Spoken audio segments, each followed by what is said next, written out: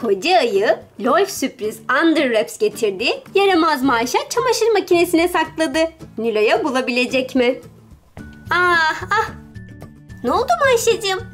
Yeni LOL sürpriz Under Wraps çıkmış. Keşke bizim de olsa. Bak hayalimde canlandırıyorum şu anda, ne kadar da güzel.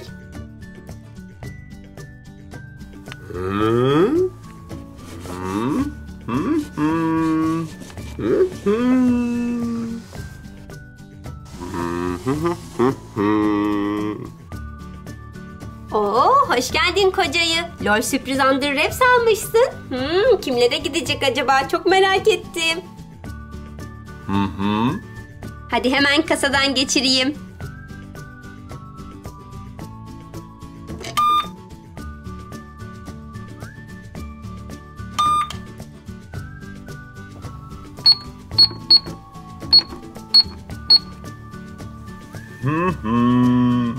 Oo, gold kart falan.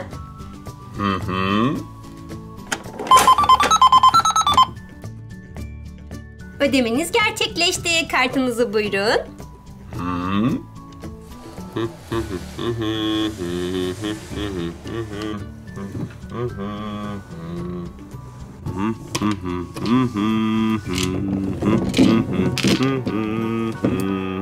Aa, koca ayı geliyor. İnanamıyorum. Koca ayı LOL sürpriz Under Wraps getirmiş.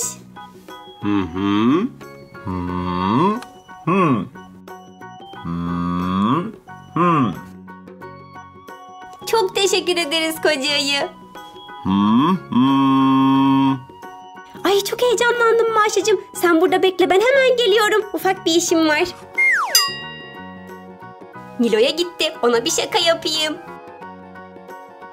LOL sürpriz Under Wraps'i çamaşır makinesinin içine saklayacağım.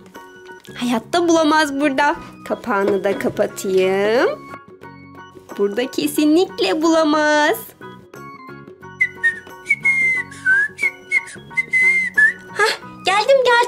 Aa, burada neden bir tane LOL sürpriz Under Wraps var? 2 tane vardı. Maşa, nerede diğeri? Benimki nerede? Johnny? Yes papa. Eating sugar? No papa. Telling lies? No papa. Open your mouth. Ha. Maşacığım ya, hadi doğruyu söyle, sen mi sakladın? Evet, ben sakladım. Peki nerede, söyler misin yerini? Söylemem. O zaman bizi izleyen arkadaşlar söylesin.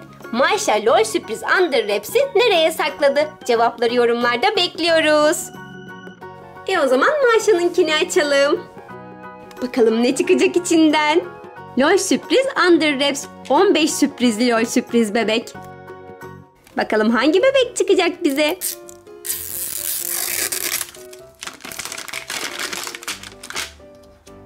Öncelikle lensimiz çıktı. Bu lensle etrafa dikkatlice bakmalıyız. Böylece şifreleri çözebiliriz. Tam bir dedektif edasıyla.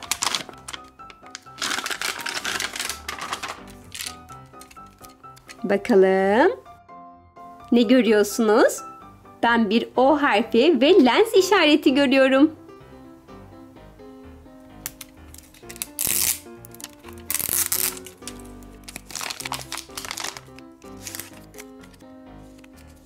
İşte çözmemiz gereken bir gizli mesaj. Lensimizde dikkatlice bakalım. Yukarı yönlü bir ok işareti ve bir dağ. Üstelik dağın tepesinde bir bayrak var. Yani dağın zirvesinde demek.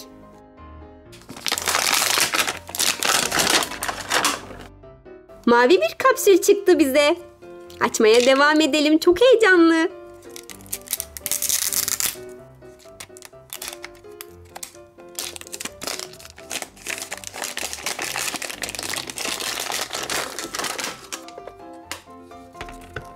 Bu kapsülü açabilmek için buradaki kodları anlayabilmemiz gerekiyor, çözebilmemiz gerekiyor.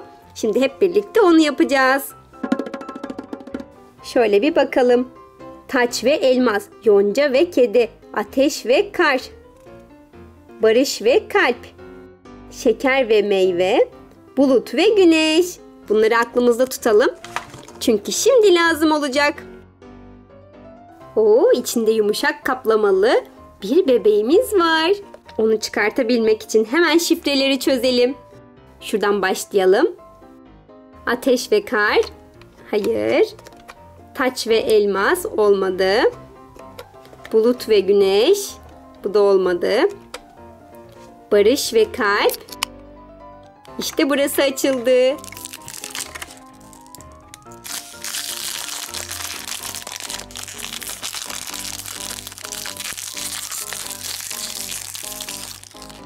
Bir matara su şişesi çıktı. Siyah ve kırmızı renklerinde.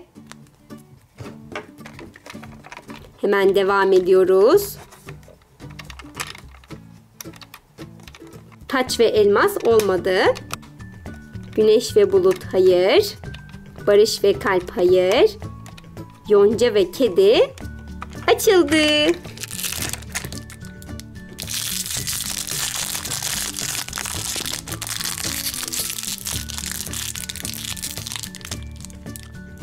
Minicik siyah ayakkabılar.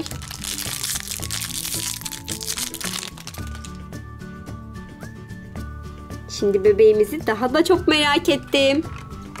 Buradaki şifreleri çözdük. Şimdi tepedekini açalım. Şeker ve meyve. Harika.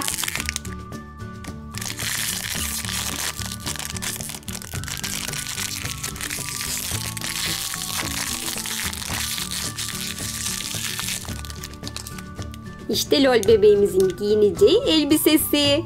O da yine siyah ve kırmızı renklerinde. Evet, artık bebeğimizi açalım. Kar ve ateş. Olmadı. Meyve ve şeker hayır. Kedi ve yonca. Olmadı. Kalp ve barış. Bu da değil. Güneş ve bulut. Elmas ve taç. Açıldı. LOL bebeğimizin kaplı olduğu yumuşak jel pembe renginde ve bir koç boynuzu var üzerinde. Kafası bir koça benziyor. Elbisesi de etnik desenlere sahip, yani çiçekli ve çok şık. Bebeğimizi açacağız ama önce sürprizlerimizi açalım, değil mi? Buradan bakacağız hangi bebek bize çıktı diye.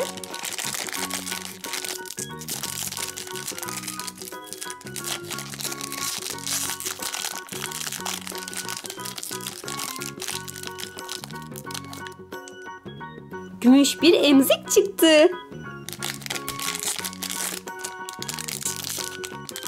Çok havalı gözlükler. Kıyafetiyle ve emziğiyle oldukça uyumlu görünüyor. LOL bebeği yumuşak jelinden çıkartalım. Kahverengi gözleri var.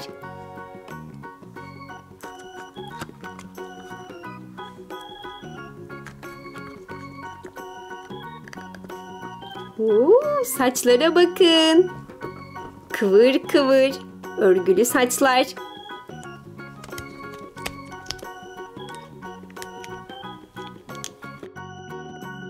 Giydirmeden hemen önce bakmak istiyorum listemize.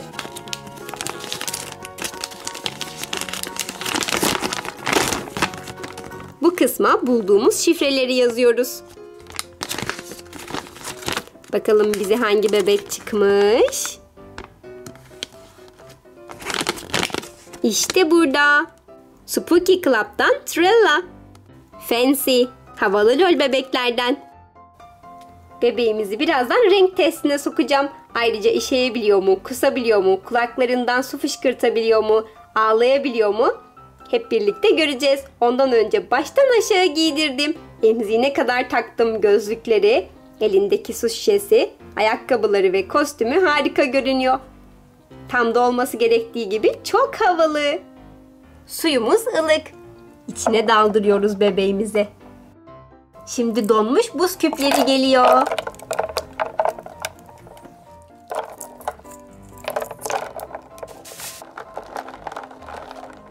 Buzlu suda bebeğimizi iyice yüzdürüyorum. Herhangi bir değişiklik var mı? Birlikte bakalım. Sizler bir değişiklik görebildiniz mi? Ben göremedim. Şimdi bir de kaynar suya sokalım. Bu şekilde de bir değişiklik olmadı.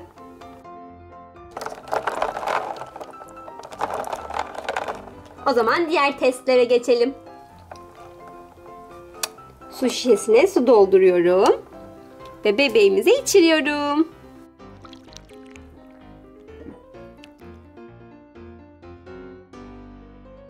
Bebeğimiz altına yaptı.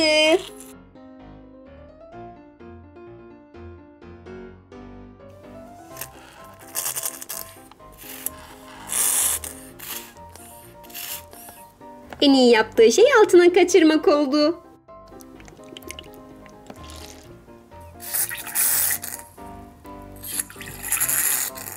Kapsülü çanta haline getirebiliriz.